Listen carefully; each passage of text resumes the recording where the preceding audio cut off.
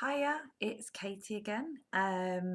This is part two of my little series of narcissistic videos.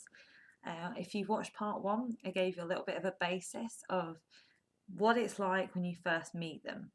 They are charming, they're attentive, it's a whirlwind romance, and everything is crazy. Everything is like, wow, this is the love of my life, and you get totally blown away. So I'm going to move on to part two, which goes a little deeper into, how the stage kind of moves on to the next bit once you've been through the whole honeymoon period and they've basically hooked you. So the mood swings. You will notice that they will blow hot and cold. One day you will feel like you are their whole universe, and the next day it can just be flatlining, absolutely nothing. Now, with my ex, this was a common factor pretty much straight away, I'd say, within probably a week or two. It would be one day, you'll love my life. I'd feel so happy, so this is the one, this is what I'm going to spend my life with. And next day, it would just like completely drop, and I'd just be floored. And that is the thing. If you're feeling like that, it is not normal to go from being you're wonderful, you're the one, you love my life, to like absolute silence. It's just not normal. And he did this often to me. I'd have an evening where I was just so in love, and he'd bring me flowers, he'd bring me chocolates, he'd spoil me, he'd do everything in his power to make me happy. He'd go out, he'd get my favourite food, my favourite chocolate, and it was like, wow, someone is doing all this to me. It's like, whoa, this is amazing. And then the next day it'd be like, he's not even there. And it's such a hard, draining relationship to be in. You never know where you are. You are constantly worrying. That's a big red flag. You're constantly worrying all the time. Am I doing something wrong? Why is this sudden change of behaviour? We were fine 1 minute. Now you've just dropped me like a hot potato. There's just something not right. So the constant worrying. Now, classic one my ex used to do would be, he'd always be available when he wanted to be available. It was always on his time. Fake promises, I'll be there at this time. He was always late. There was always a reason why. He's busy at work, he's stressed,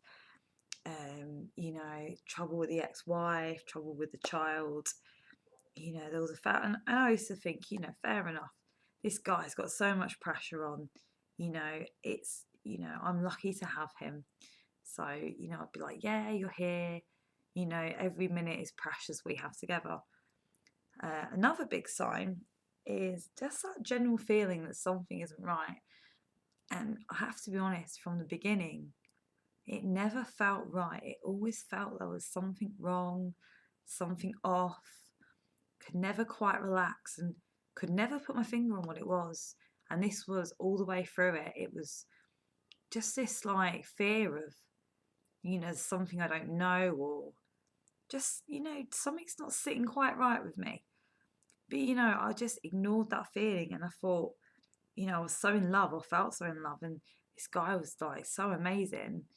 He liked everything I liked. We had so much in common. And, I just thought, nah, just leave it, carry on, let it flow. But as another major sign, if something doesn't feel right in your gut, then believe me, it isn't right and it is not normal. Always trust your gut instinct.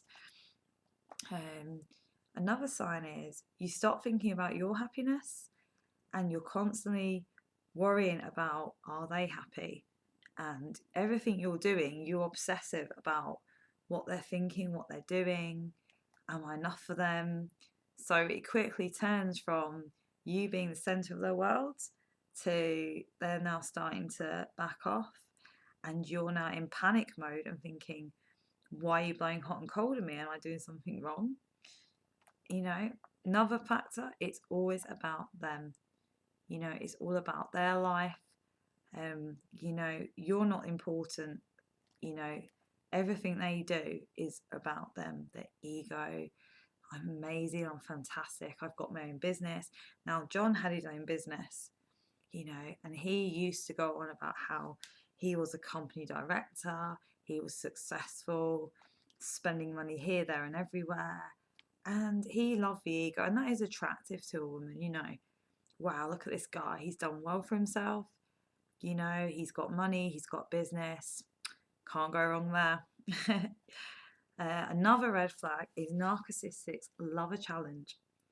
They they go for people who are not easily obtainable, and the higher the challenge, the more they have to work to get it, and they get more of a supply off it, more of a feed off of it.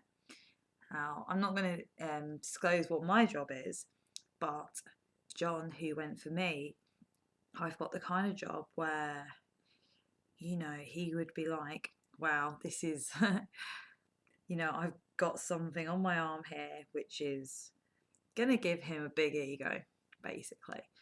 And, you know, he worked hard to get it, and he clawed me and he hooked me. And I was also in a relationship at the time. So that's another fix to him. He got me away from that relationship and I became his. Another thing they will tell you is you are a drug addiction. They will tell you that they are addicted to you, that you make them feel wonderful, that you've been looking for you their whole life. And, you know, you will think, wow, I've made this person so happy and believe in themselves. And, you know, they will put you at the center of their universe until they have hooked you. And once they've hooked you, the mask gradually starts to slip away. So there's a few more points and a few more like things that you know, would get you thinking. So I hope you enjoy my videos. Sorry if this one's dragged on a little bit. Any questions or answers, feel free to email me, and I will post another one very soon. Thanks.